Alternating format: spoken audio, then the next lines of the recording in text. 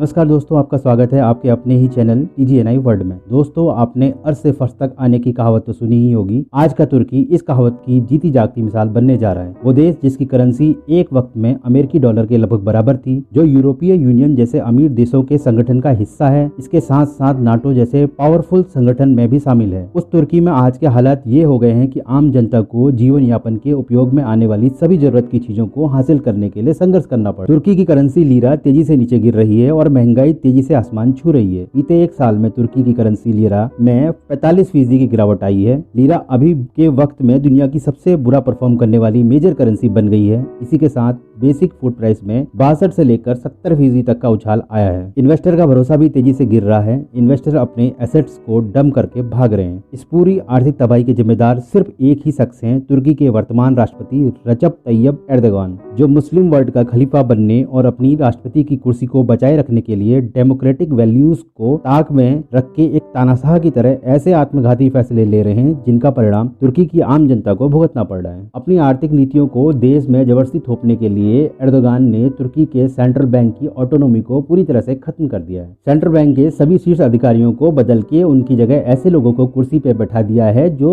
Erdogan की नासमझ आर्थिक नीतियों को लागू करने में लगे हुए हैं। जुलाई 2019 से अब तक एर्दोगान ने सेंट्रल बैंक के 3 गवर्नर्स को बदल दिया है जो एर्दोगान की आर्थिक नीतियों के पक्ष में नहीं थे। एर्दोगान ने अर्थव्यवस्था पर अपनी ज्ञानता का परिचय देते हुए आर्थिक मामलों के जानकारों द्वारा आगाह करने के बावजूद देश में इंटरेस्ट रेट को काफी कम कर दिया है। एर्दोगान का मानना है कि हाईएस्ट इंटरेस्ट रेट से महंगाई बढ़ती है। हालांकि उनके इस कार्य से महंगाई घटने की जगह तेजी से बढ़ने लगी है। यहाँ तक कि आर्थिक मामलों के जानकारों ने सावधान किया है कि एर्दोगान की इन नीतियों का भारी बोझ आम जनता पे पड़ने वाला है। आने वाले समय में आम जनता को जीवन यापन की जरूरतों की चीजों को जुटाने में और भी संघर्ष करना पड़ सकता है। साथ ही एक्सपर्ट का ये भी कहना है कि बड़े आर्थिक संकट से बचने के लिए इंटरेस्ट रेट को हाई करना पड़ेगा। तुर्की टोटल इकोनॉमिक कोलैप्स की ओर बढ़ रहा है। आम जनता बढ़ती महंगाई से बुरी तरह प्रभावित हुई है। लोगों का कहना है कि वे इस डर के साथ जी रहे हैं कि आने वाले कल में सुपरमार्केट्स में किन किन चीजों का कितना बढ़ा हुआ नया प्राइस देखने को मिलेगा। जीवन कठिन हो गया है। यहाँ तक कि जो लोग कल तक सर्दियों में गैस से अपने घरों को गर्म रखते थे, उनमें से ज्यादातर लोग अब लकड़ी और कोयले का प्रयोग कर रहे हैं क्योंकि गैस के दाम भी बहुत बढ़ गए हैं। तुर्की में मीट का कंजप्शन भी काफी था, पर लोग मीट छोड़ के सब्सिडी से मिलने वाले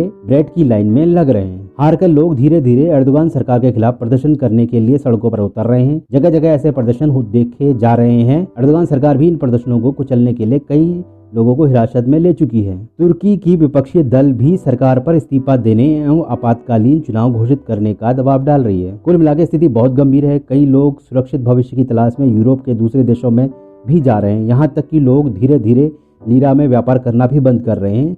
लीरा की जगह डॉलर एवं गोल्ड में व्यापार बढ़ रहा है। इन सब के बीच FATF की मार भी तुर्की को बड़े घाव दे रही है। हाल ही में तुर्की अपने सबसे करीबी मित्र पाकिस्तान के साथ FATF की ग्रे लिस्ट में शामिल हुआ है। आखिरकार पाकिस्तान प्रेम तुर्की को भी FATF की ग्रे लिस्ट में ले ही आया है। इतना सब होने के बावजूद मुस्लिम वर्ल्ड का खलीफा बनने का ख्वाब रखने वाले एर्दोगान का मानना है कि लीरा की यह गिरावट अस्थायी है। यह आर्थिक संकट विदेशी ताकतों के द्वारा लाया गया है। उनकी नीतियां तुर्की के लिए क्रांतिकारी साबित होंगी। उनकी नीतियों से तुर्की में एक्सपोर्ट को बढ़ावा मिलेगा और जल्द ही तुर्की की अर्थव्यवस्था में मजबूती देखने को मिलेगी। फिलहाल ये तो एर्दोगान का एक ख्वाब है। हकीकत में तुर्की कहां पहुंचता है ये देखने लायक होगा। दोस्तों, अगर आपको हमारा ये प्रयास अच्छा लगे तो हमारे सपोर्ट के लिए प्लीज चैनल को सब्सक्राइब करें, शेयर करें, लाइक करें, कमेंट्स करें। धन्यवाद।